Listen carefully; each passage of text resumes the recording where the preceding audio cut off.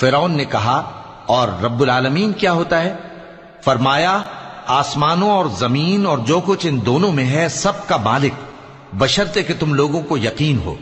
फिरौन ने अपने इर्द गिर्द के लोगों से कहा कि क्या तुम सुनते नहीं?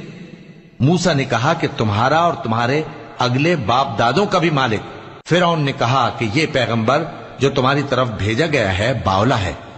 मूसा ने कहा कि मशरिक और मगरिब और जो कुछ इन दोनों के दरमियान है सब का मालिक, बशर्ते कि तुमको समझ हो। फिरौन ने कहा कि अगर तुमने मेरे सिवा किसी और को माबूद बनाया तो मैं तुम्हें कैद कर दूंगा। मूसा ने कहा, खा मैं आपके पास रोशन चीज लाऊं यानी मोजेजा? फिरौन ने कहा, अगर सच्चे हो तो उसे लाओ, दिखाओ। बस उन्होंने अपनी लाठी डाल दी तो वो उसी वक्त साफ अजदहा बन गई, और अपना हाथ जो निकाला तो उसी दम देखने वालों के लिए सफेद बुराक नजर आने लगा।